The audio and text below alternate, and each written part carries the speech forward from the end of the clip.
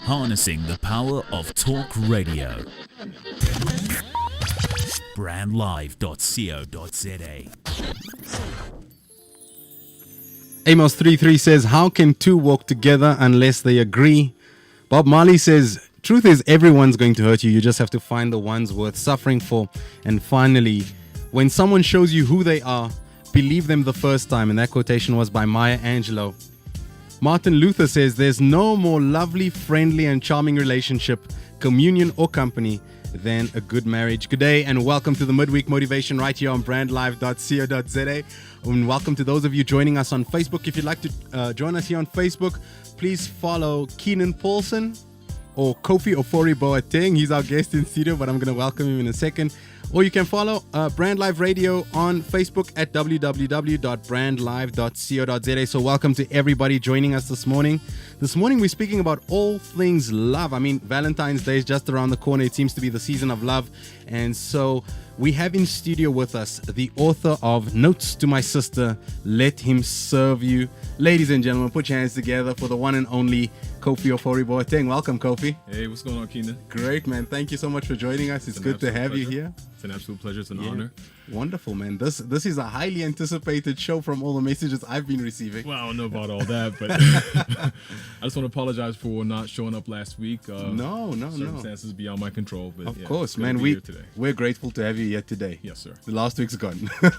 Today's the moment we have. Kofi, so we're speaking all things relationships this morning. Why don't you give us some background as to who you are, where you come from, and then why you chose to write a book about relationships and why you chose to write, you could have written about money, you could have written about business, entrepreneurship, investment. These are things that you have knowledge of. Why did you choose relationships? Tell us who you are. Well, my name is Kofi OforiBoateng, son of Patrick Ofori and Dorothy Ofori, middle kid in a family of 7 kids, father, one-time husband, now divorced, life partner to an amazing woman, father of 3 beautiful kids, and I'm just an ordinary everyday guy who just decided to stand up and speak. That's wonderful. My experiences aren't really that far removed from the average man on the street. I think the only difference is I have chosen to demystify some of the misconceptions around manhood, around marriage, around relationships, and speak more vocally and I think more positively about the same topics. As far as why I chose to write about relationships, well, firstly, like that's what I know, that's what I'm passionate about, and to a large extent, that's what kind of chose me. Right. Yeah. So. The other topics that you talk about are more glamorous, I guess, because, entrepreneurship. Who doesn't want to talk about that? Business. Who doesn't want to talk about that? Finances, how to make money. Everyone wants to talk about that. But relationships, for the most part, tend to be very blurry. The waters tend to get muddy very quickly because there's a lot of emotion involved over there. And they're very personal things, as are most things in life. Wonderful. But for me, I just wanted to really have the conversations because I went through a lot in my relationships, in my marriage, and in my divorce, and finding myself after my divorce that I had hoped someone could have had those conversations with me over. So that's absolutely inspiring. So the reason we're speaking about relationships here on the Midweek Motivation, we've spoken about money on the show, we've spoken about trust and building trust just last week. So I think off the back of all of that, here we are speaking about relationships. And what I find is relationships affect our personal performance. They do. If you're going through a great relationship, you're on you're flying high, you're on the clouds, and you can't seem to put a foot wrong. No. And then also, conversely, if you're going through a bad relationship, it seems like nothing is going your way, things are terrible. So we want to uplift and inspire all the listeners here. So thank you for that. That's a pleasure.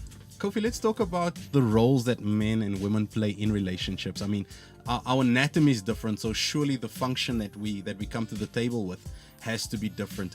What's your perspective on that? Please repeat the question. I was a little bit... All right, so Kofi was looking at his Facebook Live, his live views. Are people saying something on there, Kofi? No, it actually just shut down. So Okay. I don't know what's going on, but I'll try it again.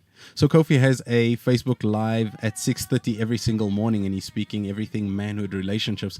But I was asking you the question about the roles that men and women play in relationships, because our anatomies are different. Yes. It almost seems as if we're wired differently. Yeah. What kind of functions do we bring to the table, or should we be bringing to the table as men, and what functions do women then have? Well, I think that is pretty evident in our physiology and our anatomy, like you just said. Men tend to be bigger, stronger, Yes. and we're built to work, built to protect, Yes. built to, like almost like beasts of burden. I like to say, Okay. men are beasts of burden. We carry the heavy loads. Right. And then with women, from a physiological perspective, it's life-giving, it's nurturing. Yeah. Carrying the seed. Carrying the seed, Right. Nurturing the seed, growing the seed, multiplying, administration, creativity, all those things. Yes. And for some people, they find that offensive, but I mean, that's Wow. that's nature. Yes. But our anatomies don't define who we are and what we can be. It's just the container that you're in on this planet. Right. What you choose to be, who you choose to be, is completely up to you. That's right. And pretty much the same thing applies in relationships. We can't really dictate how a person should conduct themselves in a relationship if they're following the principles that allow them to create a healthy, productive relationship. Okay. The personality aspects, the little eccentricities are unique to each individual, and we Yes. can't prescribe their personality. We can't tell them who to be, what to be, Okay. in the relationship. Because what I find is today, women are leading homes. Yeah. Women are providing for families. Yeah. And those are traditional male roles Yeah. that the woman has now had to step into. Yeah. And in many cases, we have something like a stay-at-home dad who's looking after the kids, fetching them, dropping them, nurturing. Yeah. When his traditional role was provider, protector, and cultivator. And it almost feels as if there's been a switch in society, and that's why I'm asking, is there a role that's optimal for the man, and is there a role that's optimal for the woman? Well, again, it boils down to the individual. So, I mean, Okay. you talked about a shift in society. Yes. And one thing that people need to understand about society is that society is a dynamic thing. Right. So, especially our society here in SA, it's a very cosmopolitan, it's a very varied thing. So, you can have Xhosa people, Zulu people, Dutch people, English people, French people, Indian people, all in this mix. Yes. Who is to say that Right. this is the specific route that we should all be taking? Everybody's culture, everybody's background, everybody's personality and character adds a certain flavor to the mix. Right. So I think once we set that as a foundation, we have a pretty good point of departure to work from. Wow. Now, from there, you talked about how women are taking over the role of provider and men are now taking on the role of nurturer. Yes. Well, here's the interesting thing. So we've been hearing a lot of talk about patriarchy, Yes. for example, and the context within which it's referred to is more of a Western understanding of Okay. patriarchy. Okay. The African understanding is radically different. Right. So a lot of the roles that we think, are manly, we have borrowed some of the Western concepts, Right. superimposed those on our culture, Yes. and now we're saying that's the African way. But when you look beyond that, when you look at pre-colonial societies, you Yes. realize that a lot of the things that are considered a man's work nowadays, women did back then. Right. A lot of things that are considered a woman's work nowadays, men did back then. Wow. And men did with no shame, absolutely no sense of emasculation, no Yes. sense of disgrace. But having said all that, it's beautiful to see women stepping up. It is. It really is beautiful to see that. It is indeed. The only thing now is that there are certain things that women don't want to carry. Right. Again, it goes back to our physiologies. We can do whatever we want to. It doesn't necessarily mean that we're built for everything that we Right. do. So you may have a woman who wants to be the head of the family. Great. But after a while, she's going to start looking at the guy to step up in certain areas where she feels she's taking too much strain and he could handle that a whole lot easier. Now it's up to the couple to decide, okay, are you going to carry this or not? Role definition. Or am I going to carry it? Yeah. So let's just move the conversation on a little bit in terms of let's assume that man and woman have found their role, and I guess from what you're saying is it's very personal. So each couple will define that for themselves. Let's say you've got a couple that's defined that for themselves and they're now functioning in a relationship that's good. How do they take that relationship from good to great? Well, they take the relationship from good to great firstly by speaking to each other. Look, the thing is, everyone should be going into a relationship with an objective, with a mission, with a vision in mind. What does done look like? What does a great relationship look like? So it starts with vision. Is that what you're saying? It always has to start with vision. What are we working towards? What are we trying to accomplish over here? And then, with that in mind, even your choice of partner, your choice of spouse, now takes on a different understanding because you're looking for someone who's going to help you achieve that vision. Yes. And as long as there's a mutual understanding as to where we're going, why we're going there, and how we're both going to be rewarded once we get there, that makes things a whole lot easier for both people. Wow. But for as long as one person is pushing with one understanding, with one agenda and the other one with another. Exactly. Yeah. The relationship doesn't get served. The individuals within it don't get served either. All right, so it's going to take vision, it's going to take communication, and it's going to take mutual effort and mutual benefit in mind to move that relationship to the next level. Phenomenal. I think we're helping a lot of people right now, but well, I hope so. I'm feeling like we need to be also speaking about the other side of the coin, and I mean, we just asked about taking it from good to great, but what about a toxic relationship? What if you're in a space where, oh man, I need to get out of this relationship? What conditions need to be prevalent in order to, and I use this term very loosely, quit, throw in the towel? Yeah. Right? Yeah. Let's define a toxic relationship, and then how does one know, when the right time is to get out? Is there a right time, or do we take the approach that, man, work on this relationship, it's gonna succeed if you put in the effort?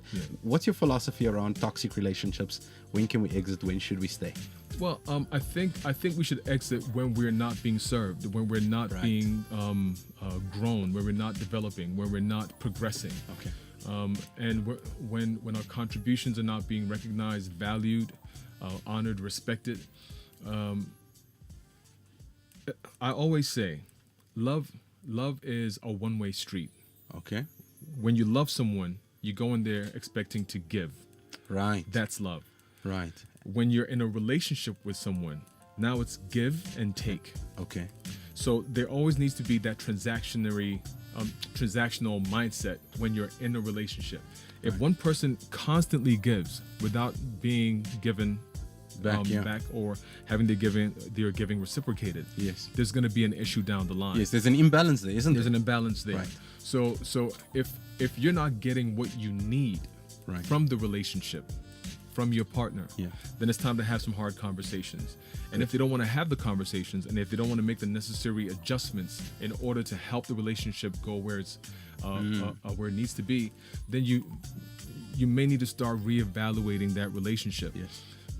The whole idea of fighting for a relationship, fighting to stay in, fighting to make it work, exactly, is based on the premise or the understanding that we share a vision and we're both working towards the vision. Right. So if we're both fighting for the vision and we're both fighting to head towards the vision as a team, then by all means fight away. Yes. Because you're not fighting each other. That's the distinction, right? That's the distinction. You're fighting you're overcoming the challenges. But when your partner is the obstacle, when your partner is the person trying to hold you back, when your partner is the person who is trying to ruin what you're trying to build, then we have a problem, and then disengagement becomes necessary. I think that was so clear the way you just described that. That was beautiful. That worked out in my mind. You connected some dots for me, so thank you for that. Okay. Now, it's a known fact that 50% of all marriages end in divorce. So divorce is a very common relationship status. What would you advise for people going through the pain of divorce? I mean, how do we come out of this relationship status of divorce? Is that even a label that we should be carrying around, or is it something we just stuck to us? Oh my goodness, I went through a divorce, now I'm a divorcee. How does the world see? how do we speak to people that want to exit that divorced space and look and find love again? Look for love and find love again. How do we do that? Well, I think it's very important, firstly, to be careful how we label ourselves, and the language that we use when we talk about ourselves in a relationship context. So, for example, initially I used to call myself a divorcee, but that's not the be all and end all of who I am. I'm still Kofi. Yes. I've been through a divorce, and I've emerged from it stronger, better. Right. And I still have other goals, dreams that I would like to achieve and realize. Now, that's the key thing. So was your relationship the end goal? Right. Or was it something that was helping you get towards an end goal, or something that you felt would add value to your life as you proceeded towards your end goal, your vision? Right. And if your relationship was the goal, then your sense of devastation most of the time is going to be astronomical. Yes. But if you had a greater vision, you don't lose sight of the vision. Right. So in my case, for example, I saw myself as a family man. Right. Before I saw myself as just a husband. So even when the marriage dissolved, it was very hard for me to give up my identity as a husband. Yes. But I at least still had the identity of father. Yes. The identity of provider, right. The identity of teacher to my kids, and that helped. I was still a son to my parents. Yes. I was still a friend to my friends. I was still a colleague at work, and I was still a dreamer. So all these things helped me maintain perspective and not get too caught up in the pain of what I was losing. And yes, you have to grieve. Yes. Yes, you have to go through the process. Yes, you have to acknowledge what you've done wrong, celebrate your successes, and correct the mistakes that you've made. But at the same time, you have to grow through it in order to get to where you still want to get to in future. That's what I found going through my divorce was I needed to extract as much learning as I could from the experience, from the marriage as well as through the divorce process. Yeah. Yeah. And I just took it on as a learning and growing opportunity. Yes. I found that to be extremely positive. In my personal experience. Did you experience the same? Yeah. I found it to be an intensely stimulating experience in the growth sense. And I think many times, when I talk like that, people think, oh, it must have been a very smooth transition and very enjoyable. Yes, you make it sound very well polished. Yeah. I mean, coming out of a divorce into your next relationship. Yeah, we know it's not that simple. It's not that simple.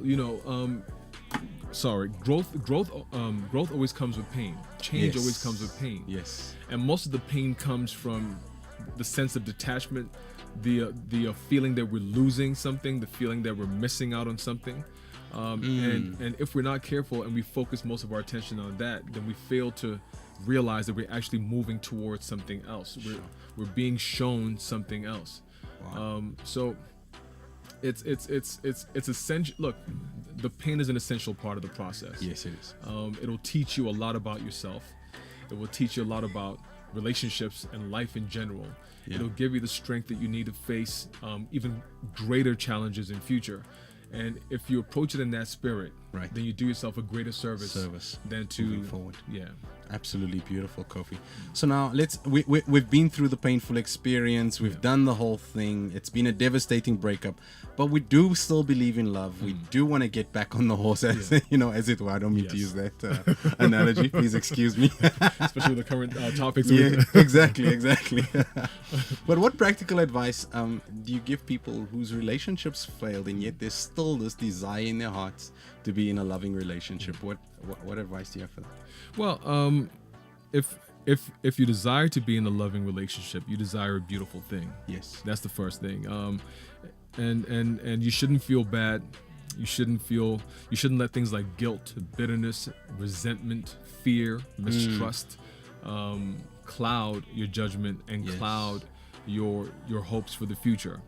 When I was talking about the pain of divorce and working through it, part of the reason why you have to work through that is you have to own your nonsense. You have to own your inadequacies. You have to own your flaws. Yes. As you own those and as you work on them, you grow, and you increase your capacity to be more loving in future. Right. Now, as you increase your capacity to be more loving in future, you are inadvertently and sometimes deliberately upping your stock, upping your value. As you up your value, you become more attractive to people looking for that kind of value. Yeah. Value. Wow. And ultimately, you also benefit because you've done the work and because you know what is required to be in a relationship of that quality. Yes. You are now better able to recognize people who have those qualities when they approach you.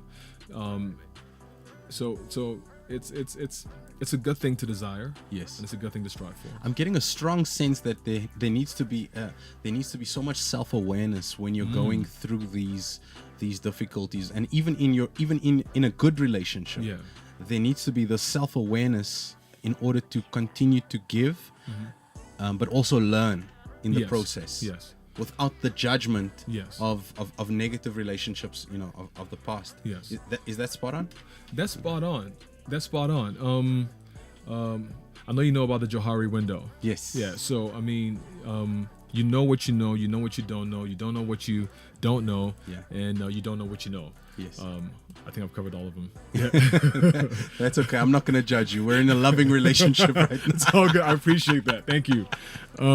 So the more you know about yourself, and the more that you know that you don't know about yourself, you're actually stronger. And when you look for a partner who complements your areas of weakness and the areas where you still need to grow, someone who can shore up your offering to the world, you do yourself a great service. Yes. And then if they are self-aware enough to draw in someone who has similar qualities, then they also do themselves a great service. So like now you're balancing each other out. Yes. Self-awareness, self-knowledge, self-understanding are immensely profitable qualities to have.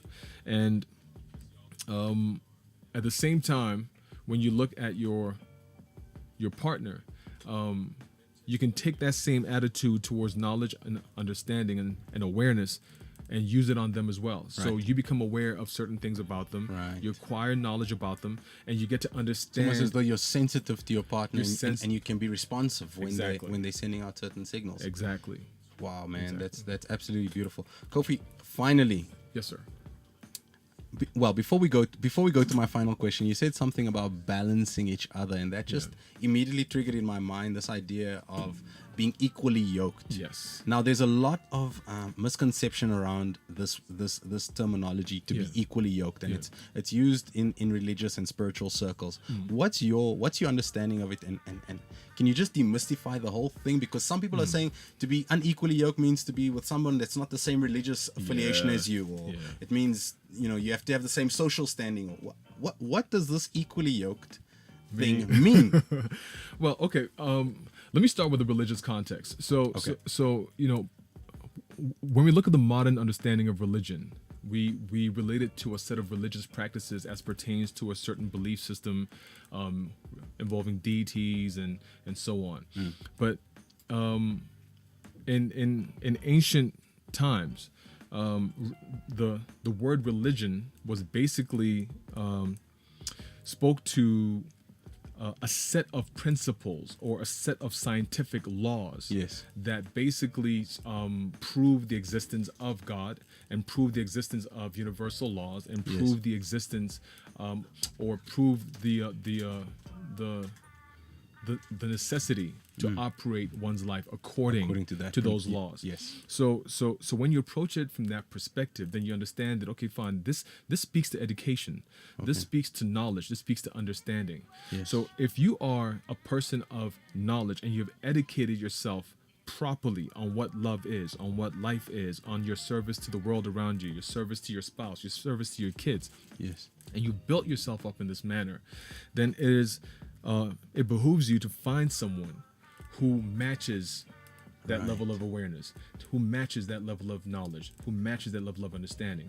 They don't necessarily have to have the same knowledge you have, but they need to be open to learning Yes. like you are. They need to be open to feedback like you are. They need to Yes. be open to communication like you are.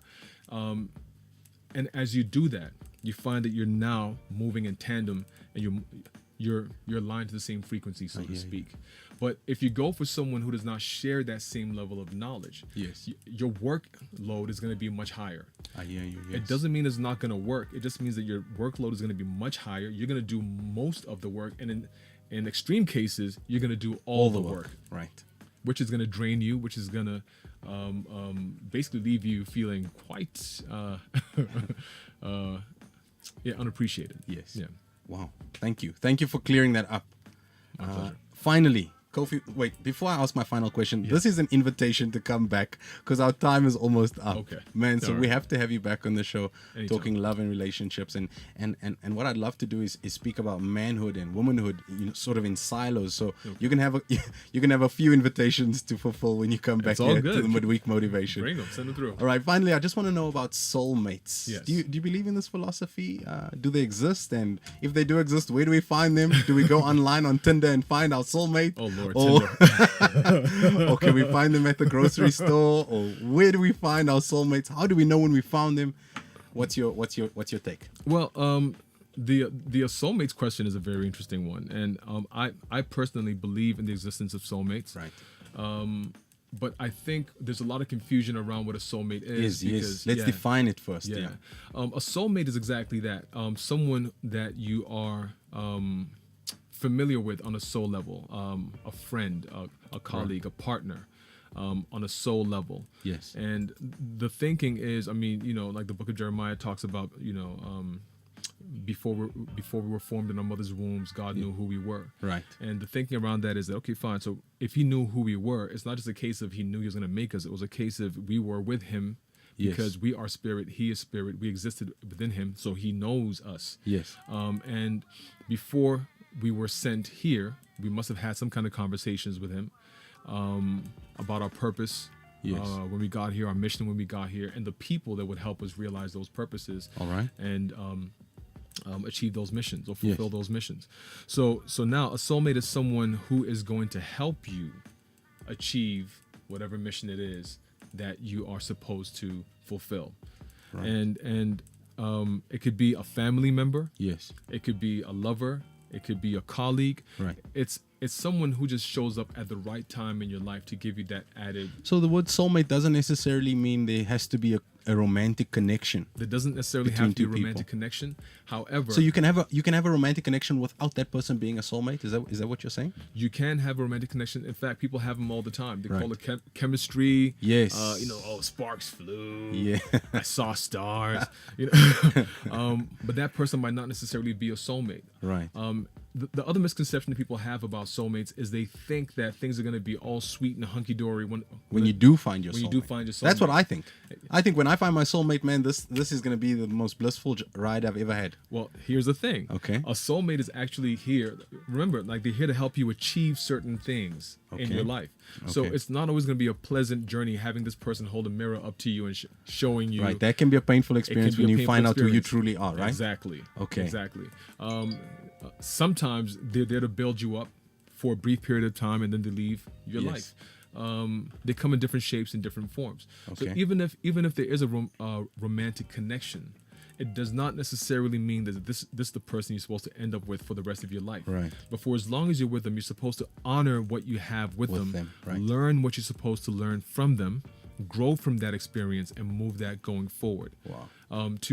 To move on with a sense of anger, resentment, bitterness, is to dishonor the sacrifice, dishonor the effort that they have made Yes. in helping you grow into the person that you're supposed to be. Wow, man. Kofi, thank you. We've got to drop it right there. All right. We're going to have you back on the Midweek Motivation very soon. This has been brandlive.co.za every single Wednesday.